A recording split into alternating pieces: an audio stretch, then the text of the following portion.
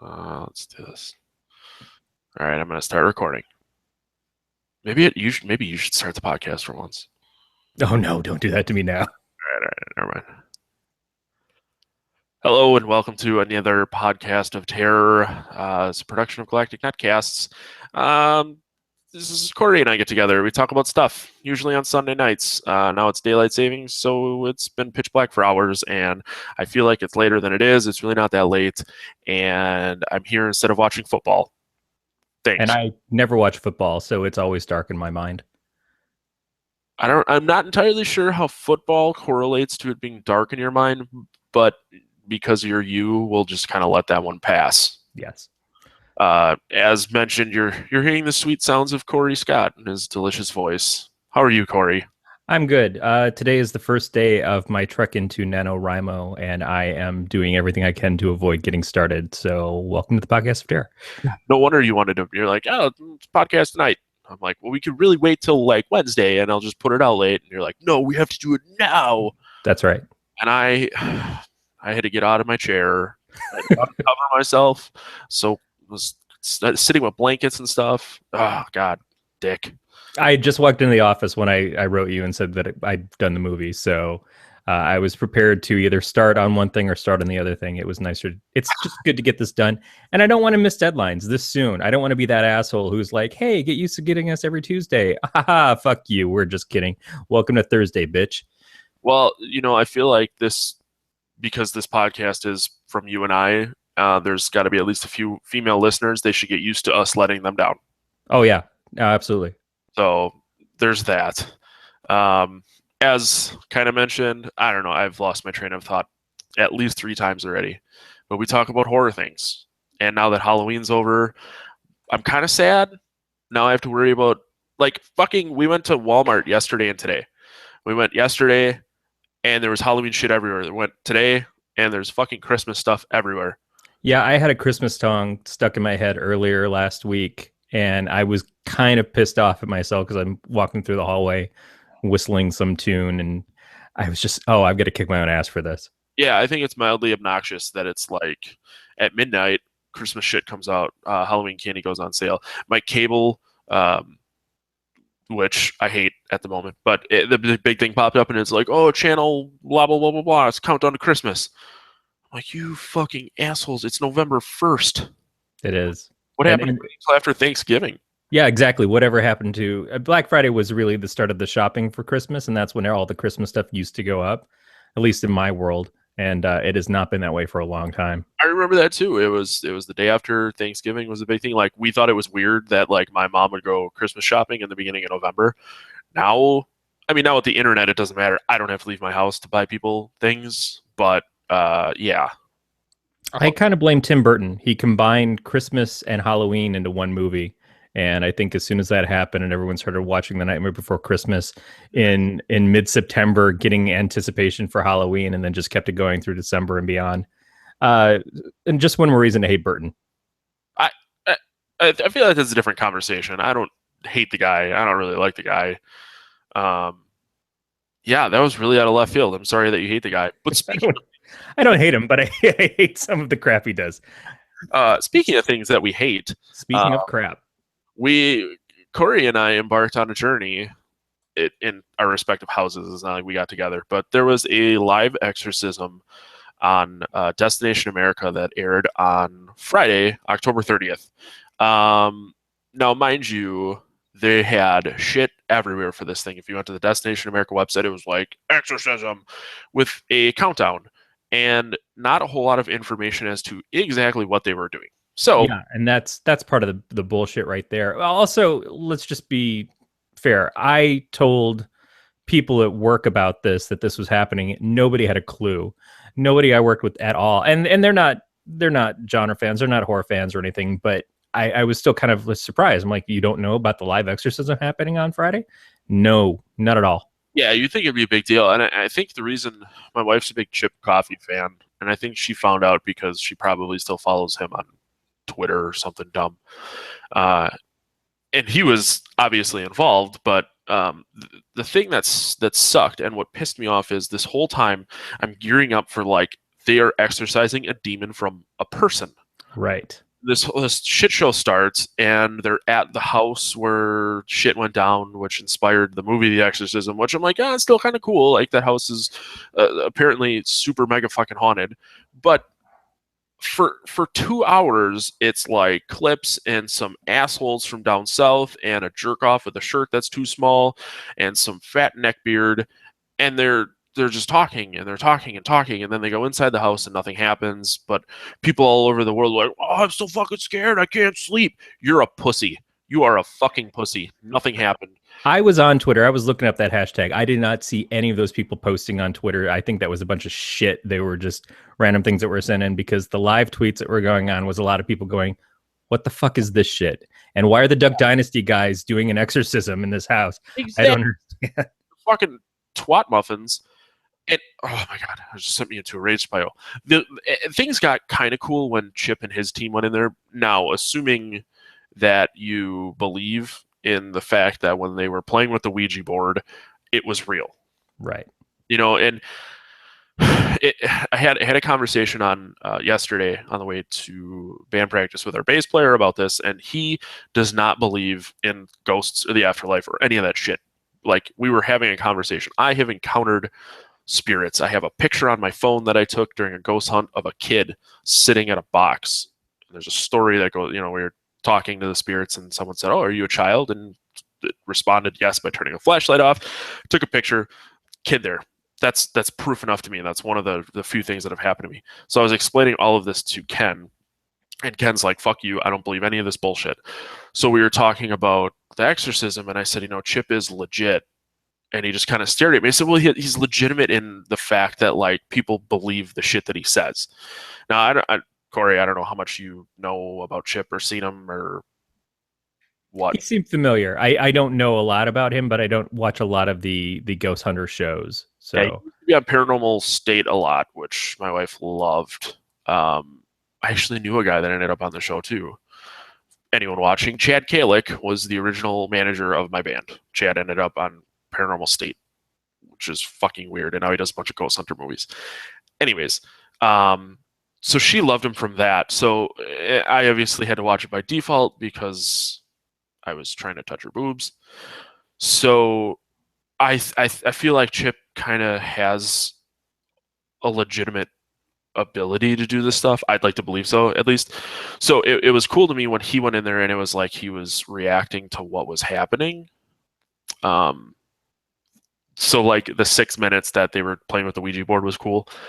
And then the last 8 minutes of the 2-hour show where they're exercising this room, and the fat bishop from the power of Christ compels me to get a sandwich right now. Yeah.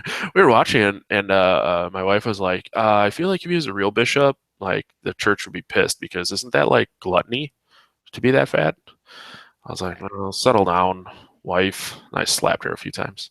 I know. Remember, the church was established based off the fact that everybody tied to the church. So the church had to look wealthy. The church had to look well off. They had to be better fed. That was kind of the thing with the religion. Yeah, that's a really good point, actually. I'm going to drop knowledge on her fucking mouth after this. But yeah, so that's... I was really, really let down. Like, I added channels to our cable to watch this fucking thing because I was so pumped. Because usually there's Ghost Hunters Live, and I don't believe it was on this year, even though it's on Halloween versus the day before. But it was like, I'm so pumped, and it was just a complete letdown. So fuck you, Destination America. Yeah, I feel like Destination America is why people from other countries hate America. I don't think it's the only reason, but I think it's a good, valid reason. It's one that I would say behind them and go, yeah, you know what? We kind of suck. We gave you this channel. It's got our name on it and everything, and look at this bullshit. To be perfectly honest, the only thing I ever see on that channel is like ghost huntery stuff. That's exactly right. And they have a show that's completely about monster hunting in Alaska, and that's it. And I haven't seen a Palin show up on there once. Well, that's just like the Sasquatch shows. Yes. Oh, here's $1 billion if you can find something that doesn't exist. And there are rednecks up the ass lining up to do this shit. And every time we see a commercial for the Sasquatch shows, it's like, oh, we're going to 100% find Bigfoot this time. And it's like, but every time you say that, it seems like the next time we should not believe you at all. because it hasn't happened yet. I think you can't oversell it that fast, assholes. It's the boy who cried wolf. You know what I Yeah. mean? We're gonna keep saying we're gonna find him, we're gonna find him. We found him, we found him, and then everyone's gonna stop watching, and then they're gonna fucking find him, and no one's gonna believe him. Yeah. But as far as this show, I mean, first of all, you don't call something an exorcism. If you're a ghost hunting show, you should know what an exorcism is. This didn't do it. This wasn't even close to that. It was more like Poltergeist at best, and it was mostly just kind of walking around seeing if something was up. It wasn't an exorcism. It was a let's look around and see. And since they also show a guy who had gone into the house several years before, it seems like if he had been worth his salt, he would have done this in the first place, and there would be nothing left. So I'm kind of disappointed twice over. For the most part, I liked seeing the big guy Doogie get in the box, but as soon as he got in the box, they cut away. Every time they started to do something, they kept cutting to commercials right then. So there was no chance of actually seeing anything happen anyways. And then they come back and like, well, they're going to move along to the next room now. What the fuck happened? Nothing. Yeah. Nothing happened. Did you hear that? No. I mean, yeah, I heard that. Sure, I did. No, fuck you. You didn't hear a damn thing. So I Googled the word exorcism thinking I wanted to get the broad definition. Instead, I found something way better. The top headline was live exorcism fails, but brings out Twitter trolls. And here's a list of actual tweets. And here's the one that you mentioned. It says, I cannot believe that they got the cast of Duck Dynasty to do this. Another one is, maybe I should be saying their names, give these people some credit. The first one was from @AlexActual. The second one is from @nerd_breath. All right, gang, I own some black clothes. I work out sometimes, and I have a southern drawl. Who wants to start a ghost team? That's a good one. @AmberFay_Moss. I can't believe I could have spent the last 2 hours watching something scary, but wasted my time on Exorcism Live. Yeah, it was a lot of bullshit. My wife was kind of pissed at me. No more. I think she was even more pissed when they started doing the Our Father prayer and the Hail Mary full of grace prayer, and I was reciting them in the kitchen, and she was like, "I hate the fact that you know these." Yeah, I know them. I went to private schools. Here's my favorite. @Colonel_Potter stopped watching when people were actually tweet asking if their house could be haunted through the television. And that happened more than once. Is it going to help me get my mortgage down to a more manageable rate? Then yes, it's haunted. Yeah, right. Fucking get out of here. I think that ends our rant on that. Yep. Speaking of getting out of here, you can get out of here and go to our site at gncast.com, and you can find out all about the different shows Galactic Netcast sends you. You can also find us on iTunes and Stitcher. And if you like what you hear, you can please give us a review there, or a thumbs up or a thumbs down. You can also get involved with our community by joining Galactic Collective. If you go to galacticnetcast.com, you can find out a little bit about how to do that, or you can go to our Facebook page at facebook.com/galacticnetcasts.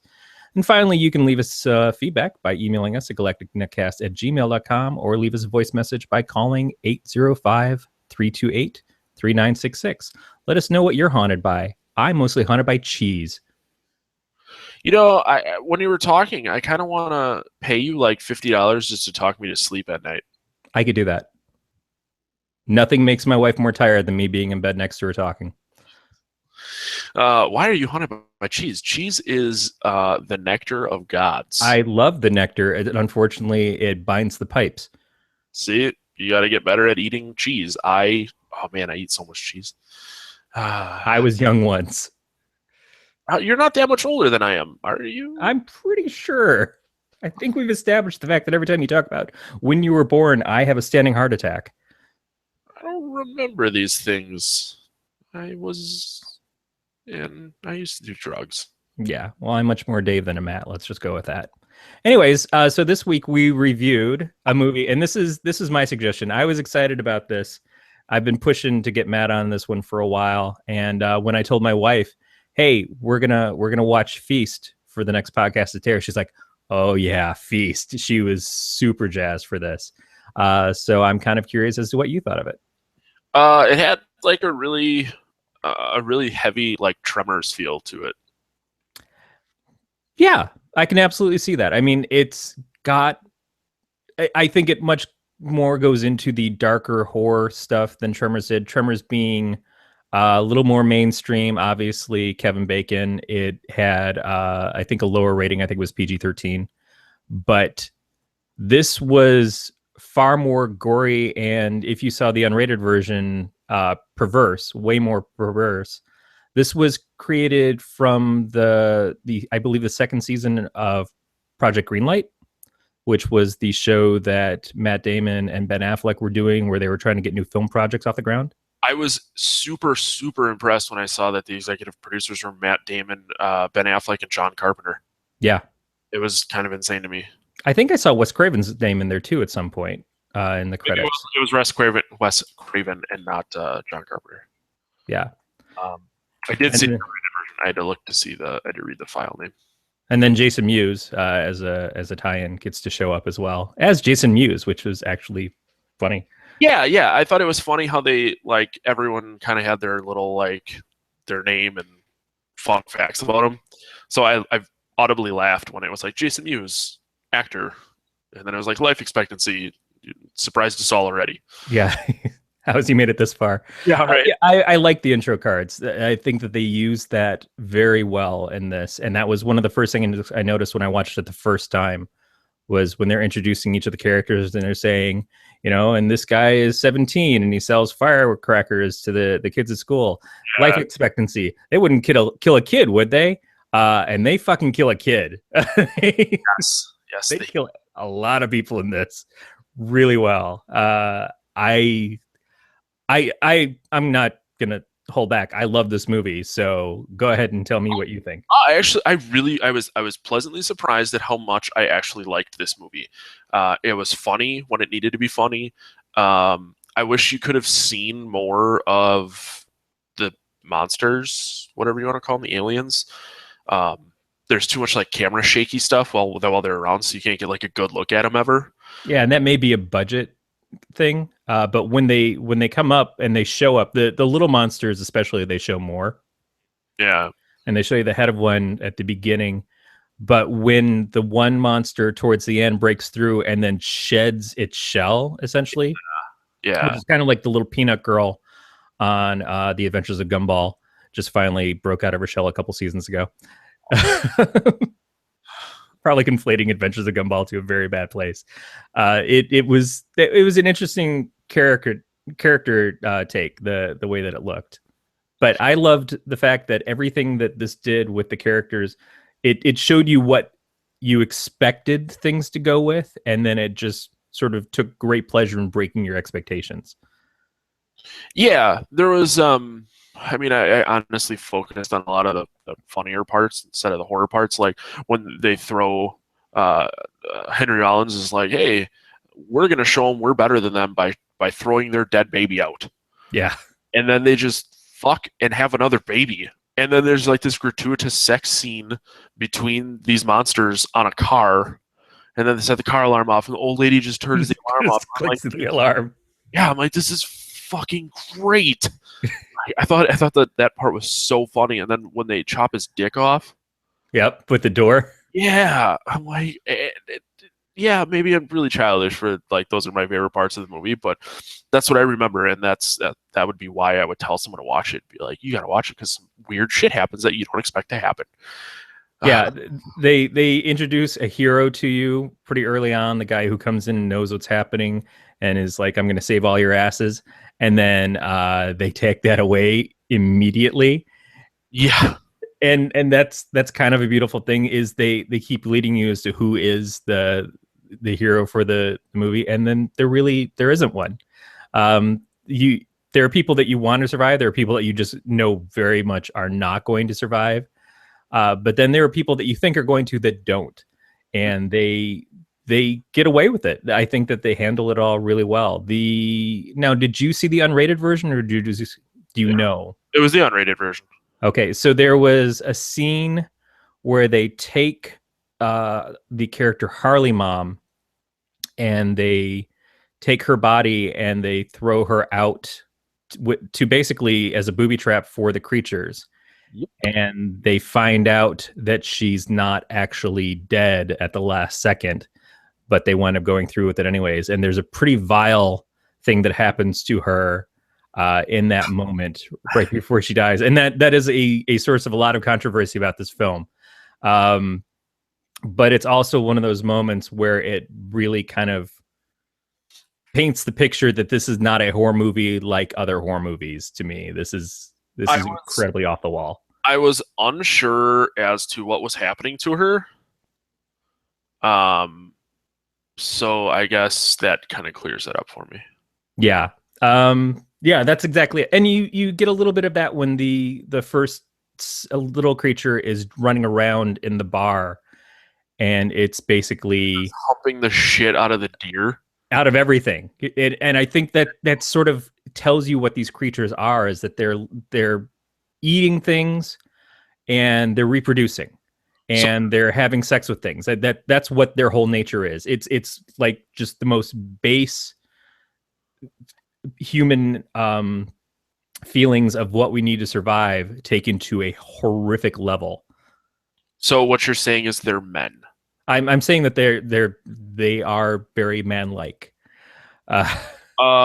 So I was trying to look up Harley Mom because I didn't add her to our list of characters because she was under other characters, only to find out that there is a second and a third. There are 2 more feasts. Now the second one I liked. It was one that had a scene that really bothered my wife and one of my best friends at the time that we watched it. I found it to be hilarious and in keeping with it. Feast 3 is almost universally panned by fans of the other Feast movies, but I still think that it's worth watching as a trilogy. It just seems like at the end of Feast, for the last 20 minutes to a half hour, they get to a point where the filming suffers because the lighting is really bad. Oh, yeah. And it does feel very different by the third one. By the second one, you're still kind of getting to know the creatures, and you have a new group of people that are all dealing with it. But Feast 3 does change things. So do 2 and 3 still happen in like a bar setting?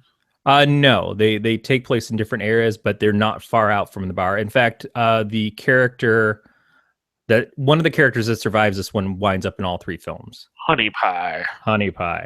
That who gets naked? I'd probably bang her. She does the scene where she strips down to her underwear, and the 2 guys, the Wheels and Bozo, are just, they, even in the midst of everything going on, they just can't take their eyes off of her, and she's like, act like you've gotten some.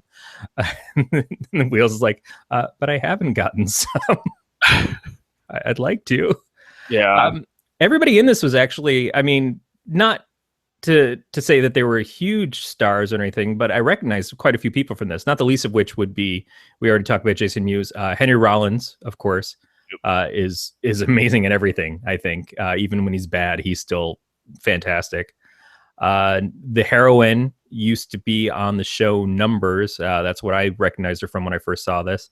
And the guy who played her husband, the hero, was Eric Dane from Grey's Anatomy. The bartender, Clu Gallagher, he was from Return of the Living Dead, the first movie. He's the guy who runs the warehouse that the 2 guys wake up and find the zombie in. Judah Friedlander is in this. Josh Zuckerman, I just knew Hot Wheels. He was from Sex Drive, so he's always conflated with getting around on some sort of wheels. Yeah, the Judah Friedlander, who plays the beer guy, you see him in all sorts of stuff. He's in everything. I'm currently looking at what he was in, and he was in, Sharknado 2. Yeah. Anessa would probably know that one. 30 Rock. 30 Rock is the big thing. Yeah, he was in an Ice Age movie. He was in the movie Rio. He was on Sesame Street. Of course he was. He was also in Feast 2, which is weird because surely he died. I don't know what he did in Feast 2. I can't remember exactly, but yeah, he has pretty much, I mean, other than maybe Tuffy, he has the worst experience out of the whole movie. Yeah. So I'm on his IMDb Zoolander, and I'm like, I gotta figure out who he was in Zoolander. He was Scrappy Zoolander. Okay. Are you not no? No. I've seen Zoolander quite a bit. I cannot remember Scrappy for some reason, but So remember when they go back? We're going to digress here a little bit for anyone listening. But when he goes back and he works in the mines with his dad and his brothers, one of them is right. Vince Vaughn and the other one is Scrappy. Okay. So he's the dopey looking one. Yeah. That's wow. Yeah. I need to watch that again, but I'm waiting for the sequel to come out. It's on Netflix, so I would say 3 nights a week I will go upstairs, go to bed, and my wife has it on TV. Yeah, my wife is like that with Step Brothers. I love that movie, but it's not on Netflix. I don't have a DVD player upstairs. So She bought it on Comcast. She's Oh, like, oh, I have to own this. I'll just buy it on Comcast. I'm like, honey, do you realize that if we ever leave Comcast, which we should, yeah. we'll not be able to watch these movies you keep buying on there? She's like, what? We don't get to keep the movies? No, how are we going to get to them? Anyways, so yeah, a pretty good cast, all things considered. I mean, some of these people aren't, like I said, aren't world famous, but they definitely weren't nobodies when they started doing this movie, and even the young ones went on to be another thing. So it pretty good overall choices for the film. The person who played Harley Mom, Diane Goldner, is, I guess, the wife of either the director or the producer or something. So when we talk about her having a horribly bad scene, at least he kept it to someone that he knew and wasn't just abusing some random actress. It could have been worse, I guess. Yeah. I guess it didn't offend me, but I guess I could see. I mean, she's. Remember, the internet is where people love and live to be offended. Be that as it may, though, it was at least gross. Oh yeah. It was strange, to say the least. Yeah, this is not a movie to be. I mean, it's if you can handle gross horror mixed with comedy, you will probably love this. If that's your wheelhouse, you will have a fantastic time. I feel like anyone that listens to our podcast can handle offensive stuff. Yeah, if you can handle us, then definitely this should be perfect for you. Yeah, they keep coming back, so I think this will be fine. I actually, keeping in that, I feel like this movie was perfect for us to talk about. Yeah, that's what I said. I've been waiting for this one to pop up. I was when you were asking me something to choose for this week, I was like, okay, it's either going to be this or it's going to be another movie that I love almost as much, but in different ways. And it's certainly not at the same level of this, which is Critters. And that's because I have the entire Critters 4 films on one DVD that I am just dying to get into again, especially when we get to the third one, I think, that has Leonardo DiCaprio in it. Oh, you're going to make me watch 3 of these movies? I've never seen. Might, but at least you need to see the first one. I would absolutely. Oh yeah, Critters 3 starring Leonardo DiCaprio in his film debut. I would totally watch this. So let's get it on deck now. We're working on scheduling Matt Vincent. So yes, I think that anyone actually knows who that guy is. He owns a clothing company called Hate Brand Goods. He was the 2012 World Thailand Games champion, and he's doing some training stuff. So yeah, we're working on scheduling him. We're going to be covering the movie Nosferatu for that one, and then because Corey doesn't drink, Matt and I will be drinking on his behalf. I got some Nosferatu beer from Great Lakes Brewing Company to do for that show. So yeah, and I'm just going to get a Deformed Den guy and keep him in my office for that one. So that works. I can be there in spirit. Whatever you want. But yeah, so we'll do. I'm down to do Critters. Cool. All right, so ratings for Feast. 4. I give 4 dead hookers. Yeah, I would. For me, this is a 5. This is one of my favorite horror movies. This is more towards what I lean towards when it comes to horror. I like the scary creature, the more bizarre, and I like the mix of comedy, especially dark comedy, mixed in with all the other stuff. So this is, I mean, there's no denying it's one of my favorites. Yeah, it was, like I said, it was a really good movie. I'm very surprised I hadn't seen it. I had heard of it, but never watched it. So hats off to you. That was a good pick. Thank you. Yeah. Don't get used to that though. I'm sure you'll pick up. Oh, I have to bring you shitty stuff. Erin's given me a whole list of things that she wants us to review on here, and I know some of them are just god awful. Great. Yeah, I don't know that they'll be Destination America awful, but they may be close. They'll be shitty. That's fine. I feel like we need garbage once in a while to complain about. That's true. Every few weeks or so, my wife needs to have McDonald's for a couple of days. It coincides with something else that comes every month. And I feel like every once in a while you need something shitty in your life just to kind of level out. Yeah, I feel your pain. Halloween candy went on sale at the same time for me, so there's a lot of chocolate in the house right now. Oh man. Yep. I have not gotten there. I've had this thing of Nutty Buddies on my desk for like 2 weeks that I haven't opened yet. I was waiting for Nano. See, I got a big Starburst, and I crushed a ton of Starburst today, and my teeth hurt and my tongue hurt from all the sugar. So, yeah, I'll get it out of the way now and get back to being healthy tomorrow. Yep. Well, I highly recommend eat a big meal and then watch Feast. It'll help you work some of those calories right back out of you. That's true. My body would have forcefully ejected the food from the direction in which it came in. So I think that's going to do it. So thank you very much for listening to another episode of the Podcast of Terror, and we look forward to seeing you guys next time. Yep. Take care, everybody. We really got to think of some way to finish this. Yeah, that's true.